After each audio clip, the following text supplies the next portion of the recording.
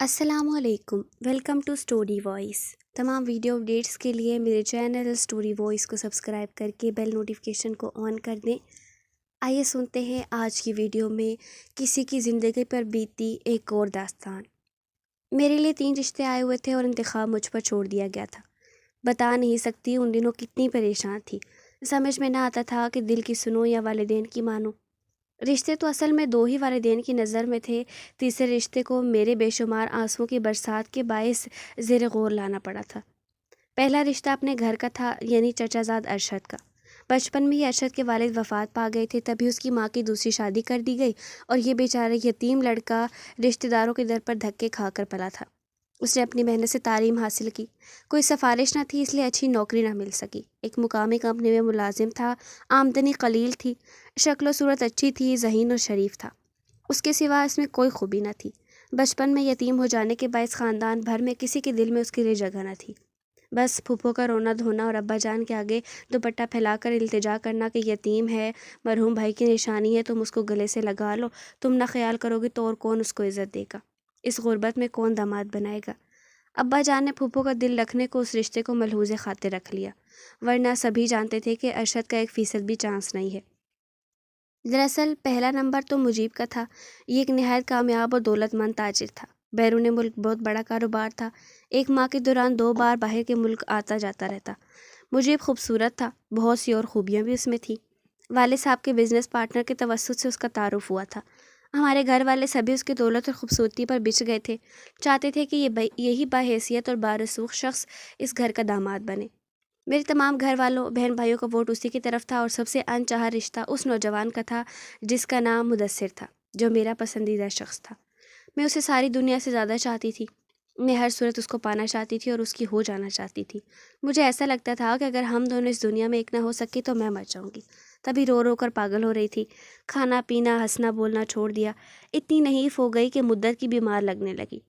میری حالت دیکھتے ہوئے والدہ نے ابا جان کو سمجھایا تو انہوں نے اس رشتے کو بھی دوسرے رشتوں کے ساتھ زیر غور رکھنے پر آمادگی ظاہر کر دی، ورنہ وہ مدثر کا نام سننا بھی گوارا نہ کرتے تھے۔ جب کئی رشتے میں نے مدثر کی خاطر ٹھکرا دیے اور رشتے آنا بند ہو گئے تو ابا نے دھمکی دی کہ اگر فلزہ نے شادی کے لیے ہاں نہ کی تو وہ خودکشی کر لیں گے اور مجھے بھی گولی مار دیں گے۔ فلزہ کو ان 3 رشتوں میں سے کسی ایک کا انتخاب 15 دن میں کر کے مجھے بتانا ہوگا۔ انتخاب تو میں کر چکی تھی، مدثر بھی راضی تھا، مگر وہ اب بھی شرط سے ہچکچا رہا تھا کہ پہلے اس کے والدین ہمارے گھر آ کر رشتہ طلب کریں۔ محض لڑکے یا اس کے کسی اور رشتہ دار کے طلب کرنے پر ابا جان اپنی لڑکی کا ہاتھ اس میں نہیں دے سکتے تھے، اور مدثر کا مسئلہ یہ تھا کہ اس کا نکاح اس کی چچا زاد سے بچپن میں طے ہو چکا تھا اور وہ مجھ کو اپنی یہ مجبوری کالج کے زمانے سے یہ بتا چکا تھا۔ پھر بھی میرے دل نے اسی کو قبول کیا اور اپنا سب کچھ مانا، کیونکہ میں فرسٹ ایئر سے ہی اسے اپنے من میں بسا چکی تھی۔ وہ گاؤں کا رہنے والا تھا اور شہر میں پڑھنے آیا ہوا تھا۔ اس کا قیام یہاں اپنے ایک دوست کے پاس تھا۔ اس کا کہنا تھا کہ وہ 8ویں کا طالب علم تھا جب اس کا نکاح اس کی چچا زاد سے کر دیا گیا تھا۔ وہ اسے اب شادی نہ کرے گا اور جب اپنے پاؤں پر کھڑا ہو جائے گا تب رخصتی کرا کر لانے کے بجائے اپنی منکوحہ کو طلاق دے دے گا۔ بہرحال کہتے ہیں نا، محبت اندھی ہوتی ہے، بس مجھ کو بھی یہ رکاوٹیں محبت کے سمندر میں تنکے کے برابر لگتی تھیں۔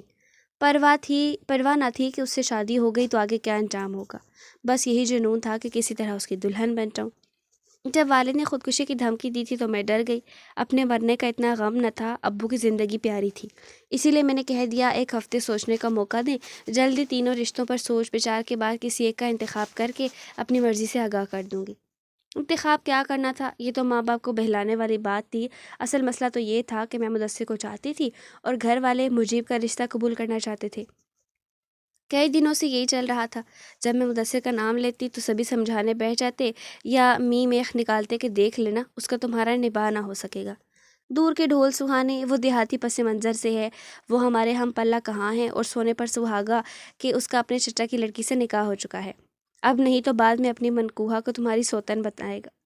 یہ دیہاتی رشتہ داری اور برادری سسٹم میں جھگڑے ہوتے ہیں، بچپن کے نکاح نہیں چھوڑا کرتے۔ خاندان بھر کی مخالفت مول لے کر نہ تم خوش رہ سکو گی اور نہ وہ۔ اگر ایسا ہی سچا ہے تو ابھی کیوں نہیں اپنی منکوحہ کو طلاق دے کر بات صاف کر لیتا؟ سچی محبت تو قربانی مانگتی ہے، اور تم سوتن پر جانے کو تیار ہو اور وہ تمہاری خاطر اسے طلاق نہیں دے رہا۔ نادان، اسی سے جان لو کہ بعد کی زندگی کیسی بٹی ہوئی ہوگی۔ ادھر مدثر کا کہنا تھا ہر طرح کی قسم لے لو، میں فلزہ سے شادی کے بعد اپنی چچا زاد کو طلاق دے دوں گا۔ ابھی اس لیے نہیں دے سکتا کہ والدین اور چچا میں زمین کا جھگڑا چھڑ جائے گا تو میری یہاں شادی کھٹائی میں پڑ جائے گی، ساری برادری ایسی دشواریاں کھڑی کر دے گی کہ میری شادی ناممکن ہو جائے گی۔ ابھی خاموشی سے شادی کرنے کے بعد جب فلزہ کو دلہن بنا کر لے جاؤں گا تو چچا اور چچی خود بخود طلاق کا مطالبہ کر دیں گے، تبھی میرے لیے بچپن کی اس نکاح سے گلو خلاصی آسان ہو جائے گی۔ جب مدثر یہ سب باتیں کر کے میرے گھر والوں کو قائل کر لیتے تو آخر میں امی سینہ کوٹ کر کہتی، ہائے ہائے یہ کیسی سنگ دل لڑکی پیدا ہوئی ہے، اپنی جیسی ایک عورت پر ظلم ڈھاتے ہوئے اس کا کلیجہ نہیں کانپتا، اس غریب کی ہائے پڑے گی تو یہ بھی کہاں سکھی رہ پائے گی، کسی کی سیج پر پاؤں رکھنا کوئی آسان بات تھوڑی ہے۔ تب میں ساری باتیں سن کر پوری جان سے لرز جاتی اور کچھ نہ سوچتا تو رونے بیٹھ جاتی۔ 6 دن گزر گئے، ابا جان کو 7ویں دن فیصلے سے آگاہ کرنا تھا، گویا یہ کہنا تھا کہ اچھا بابا جس سے شادی کر دو، مدثر میں تو آپ لوگوں کو 100 عیب ہی نظر آتے ہیں، کل کلا آپ لوگوں کے قیاس سچے ثابت ہو گئے تو مجھے پھر کب اپنے گھر آنے دو گے؟ پتہ تو تھا کہ ارشد کو یہ لوگ اس قابل نہ جانتے تھے کہ داماد بنے، اس کے حق میں فیصلہ کرنے سے بھی میں نروس ہوئی جا رہی تھی۔ ادھر پھپھو تھیں کہ حسرت سے ٹکر ٹکر میری جانب دیکھے جاتی تھیں کہ جو ہی میرے لبوں سے ارشد کا نام نکلے وہ بڑھ کر مجھے سینے سے لگا لیں۔ پھپھو کی حالت دیکھ دیکھ کر مجھے اور رحم آتا تھا، اس رات میں خوب جی بھر کر روئی اور روتے روتے سو گئی۔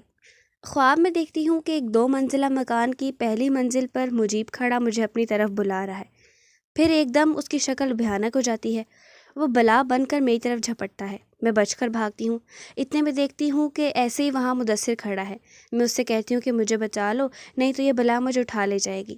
وہ کہتا ہے میں تم کو ضرور بچا لیتا لیکن میرا وقت پورا ہو چکا ہے اور مجھ کو جلدی جانا ہے، وہ دیکھو میری سواری آ گئی ہے۔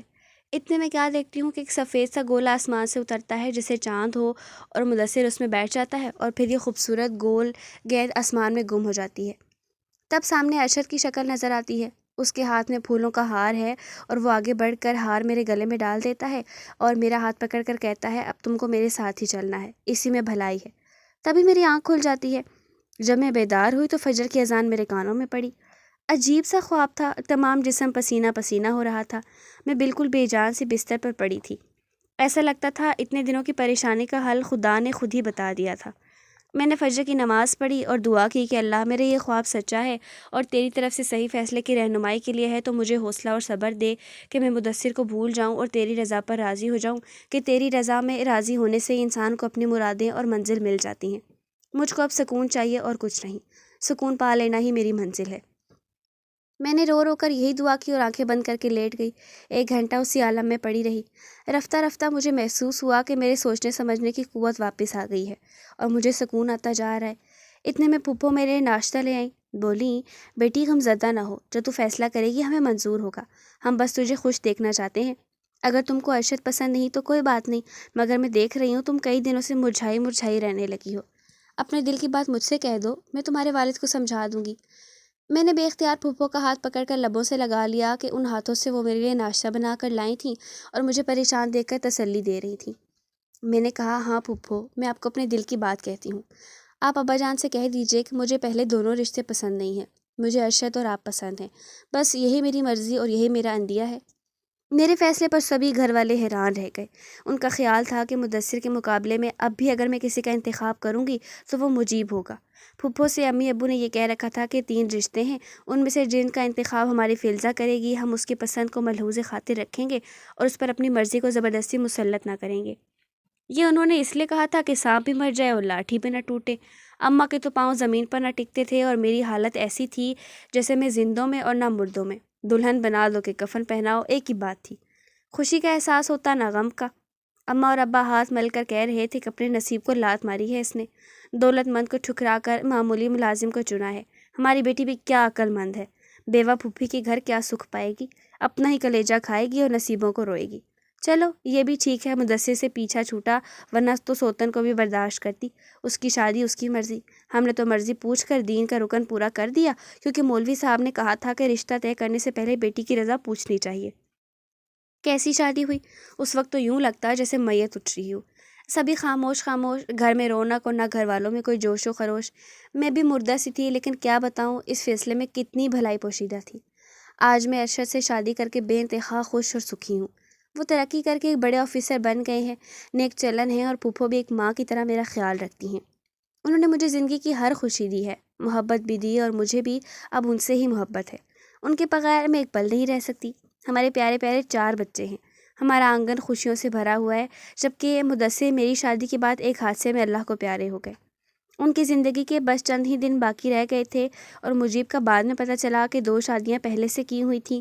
دونوں بیویوں کو الگ الگ شہروں میں رکھا ہوا تھا، ایک سے 2 بچے بھی تھے، اور خود کافی عیاش آدمی تھا۔